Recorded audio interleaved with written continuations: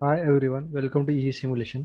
Today we are going to discuss hysteresis PWM or constant current control in buck converter. If you haven't subscribed the channel, please subscribe to get the notification on next video. So let's get started.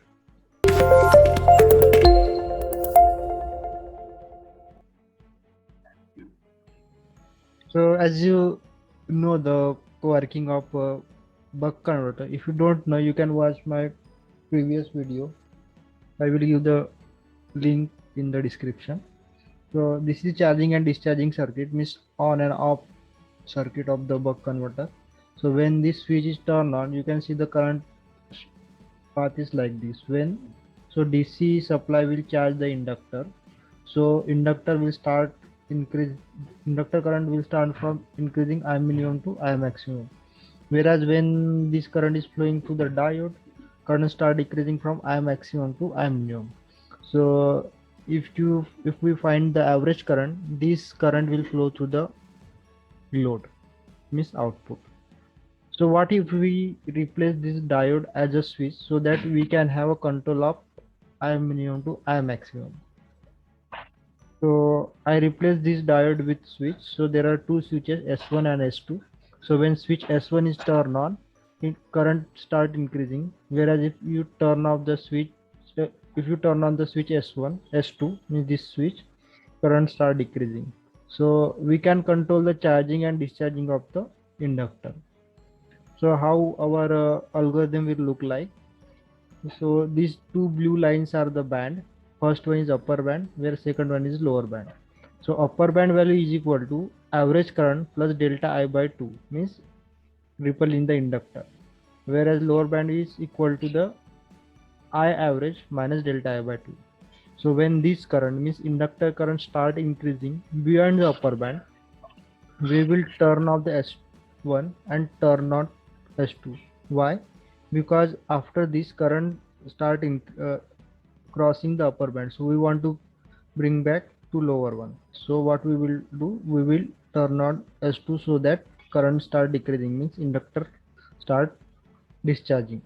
But when current beyond this lower band, means current beyond the I out minus delta I by 2, we will turn on S1 and turn off S2 so that current start increasing.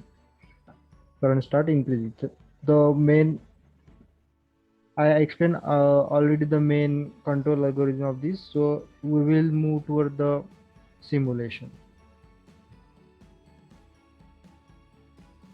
I already add all the component. It's very simple to explain. Can say this is our power GI block having continuous time period. This is the buck converter circuit. Input voltage is 100 volt, whereas capacitor value is this one. Inductor current is this one. I randomly choose this capacitor and inductor value. If you want to know that how we are designing capacitor and inductor value, you can watch this buck converter design video. The purpose of this video is just to demonstrate how hysteresis PWM is used in buck converter. So don't worry about this value. Okay, these are two switch S1 and this is S2, which are the MOSFET switches. These are the PWM generated from here. So instead of connecting directly, I took go to and from. This is go to block, this is from block. So moving to the this circuit, so I have explained already that we will create the hysteresis band, means delta I by 2 upper side and delta I by 2 lower side. So let's see, this is our constant current that we want to maintain at the output. This is here. So what we will do, we will add 0.5. You can take any value, 0.5, 0.1. So we will add 0.5 to 5. So you can see 0.5 plus 5. So here will be 5.5. Whereas we will subtract it from 5. So here will be 4.5. Then what we will do, we will compare this current, means actual this inductor current. We will compare inductor current to the upper band and lower band. So this is for the upper band, this comparator was upper band, this comparator was the lower band. So when current is greater than the upper band, we will turn on S2 because we want to discharge the inductor. but when current is lower than the lower band, we will turn on the S1. So this is the actually the SR flip flop, means you can say SR flip flop.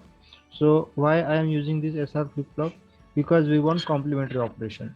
So when S is 1, so Q is 1, Q bar should be 0.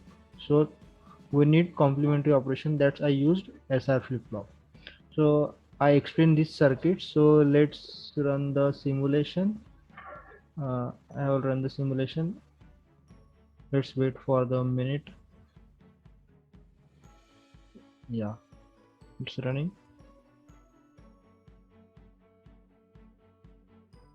Now let's see the waveform. Yeah, let's zoom in. Yeah, you can see red one is inductor current, whereas this is upper band, this is lower band, and green one is output current. You can see output current is almost at 5 ampere, whereas the inductor current is between upper and lower band. So that's all for today's guys. We will meet in next video.